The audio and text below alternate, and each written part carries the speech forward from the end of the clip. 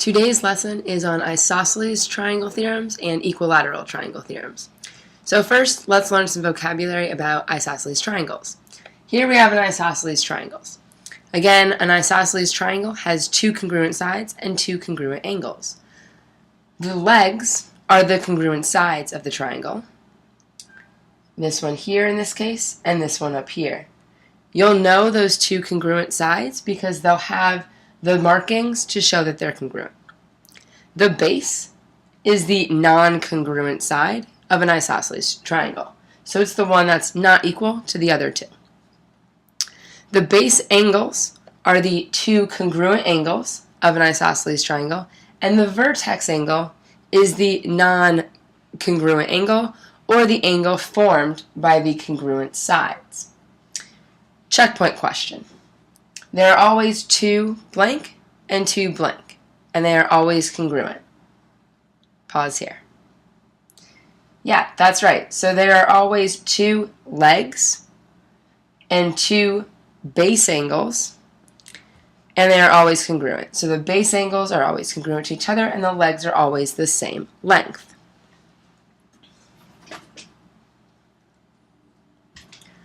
Our first theorem is called the Isosceles Triangle Theorem, and it states that if two sides in a triangle are congruent, then the two angles opposite those sides are congruent. So, if you're given a triangle where the two sides are congruent, you can conclude that those base angles are also congruent. And don't be confused, because sometimes this might be flipped around, so the base angles aren't always at the bottom. There's also the converse of the isosceles triangle theorem. I just abbreviated isosceles triangle theorem here. And the converse, as you may recall, is when you flip the if and then statements, or the hypotenuse and conclusion. Did I say hypotenuse? I mean hypothesis, where you flip the hypothesis and conclusion. So what we've done here is flipped the if and then statements to say, if two angles in a triangle are congruent, then the two sides opposite those angles are still congruent. So, if you're given a triangle where you know the base angles are congruent, from there you can assume, and not even assume, you know that those sides, the legs, are congruent. There's another theorem that we can get from isosceles triangles. It doesn't have a name, so we're just going to call it other theorem from isosceles triangles. And it states that a line bisecting, and remember we know that bisecting means to divide into two equal pieces, bi meaning two. A line bisecting the vertex angle is also the perpendicular bisector of the base. So, what we have here is a triangle. It's an isosceles triangle. These two sides are equal. The line bisecting the vertex angle. So I've drawn here a line that bisects this angle, which means that this part of the angle is equal to this part of the angle. So if this is 20 degrees, this is 20 degrees, the entire vertex angle of the triangle is 40 degrees. The line bisecting that angle is the perpendicular bisector, which means not only does it intersect or meet the base at a right angle, which I've drawn here at a right angle, it also divides that base into two equal parts. This is a really useful theorem when trying to prove triangle congruence, which we're about to do. So, again, this line, the bisector of the vertex angle, is the perpendicular bisector of the base. It splits the base into two equal parts and it intersects it. This line is also the height of the triangle, which is also called the altitude.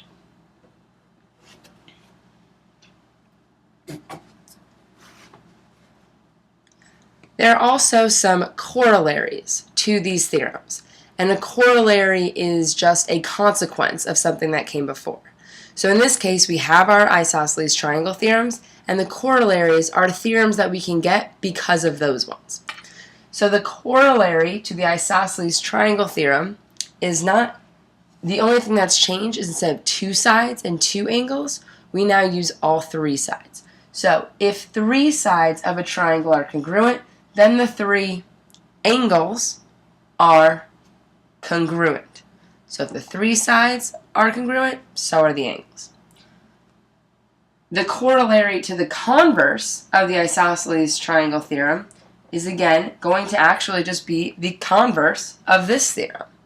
And it's going to state that if 3 angles of a triangle are congruent, then the 3 sides are congruent. So, not only does it work for the 2 angles, in which case the 2 angles, then it's the 2 legs that are across from them, or if you have the 2 legs, it's the 2 angles that are across from them. But if there are 3 sides, then all the angles are congruent. If you have 3 angles that are congruent, all the sides are congruent. Checkpoint question. Classify the triangle referred to in these 2 theorems. What kind of triangle am I talking about? Where there's one where all the 3 sides are congruent, or all the 3 angles are congruent. Here's an example of how we might use these theorems when solving mathematical problems. So here I'm given a picture of an outside triangle, ABC, and then a line inside this triangle that I know that this line that I've drawn makes another triangle, a smaller triangle, and that these 2 lines are the same length. I know that because these tick marks here indicate that they have the same length. I also know that angle A is equal to angle C because of the lines indicated in the drawing. So all that I've done is just interpret the drawing. My first question is line segment AB congruent to line segment CB? So is this side equal to this side? And I know from the converse of the isosceles triangle theorem that if two angles are congruent, then the sides opposite those 2 angles are also congruent. So the side opposite to angle C is AB, and the side opposite to angle A is BC. So I know that these 2 line segments, these 2 sides of the triangle, are congruent because these angles were congruent. And that is exactly what the converse of the isosceles triangle theorem states. Second question, is angle A congruent to angle DEA? And here I can use the isosceles triangle theorem. If 2 sides of a triangle are congruent, then the angles opposite them are also congruent. So the angle opposite DA is angle DEA, this one right here. The angle opposite DE is angle A, this one right here. I know that those 2 sides are congruent because the figure indicates it with these dash marks. So I know that these 2 angles are in fact congruent because they are the angles opposite the congruent sides. Third question. If the measure of angle A is 70 degrees, find the measure of angle ADE. This angle right here. This is what I'm looking to find. So I need to use 2 theorems here in order to find the measure of that angle. So I know that this one's 70 degrees. And I know from step 2, but also from the isosceles triangle theorem, that if these 2 sides are congruent, then the angles opposite them are also congruent. So I know that this angle is also 70 degrees. My 2 base angles are 70 degrees. Now I'm looking for my vertex angle of this triangle. I know from the triangle sum theorem that the measure of angle A plus the measure of angle DEA, which they're the same, they're both 70, plus the measure of ADE, the angle I'm looking for, those 3 angles inside my triangle have to add up to 180 degrees. So I know that 70 degrees plus 70 degrees plus the measure of angle ADE is equal to 180. Then I can simplify. I know that 180 is equal to 70 plus 70 is 140 degrees plus the angle I'm still looking for, the measure of angle ADE. Now, in order to get the measure of ADE by itself, I just need to subtract 140 from both sides.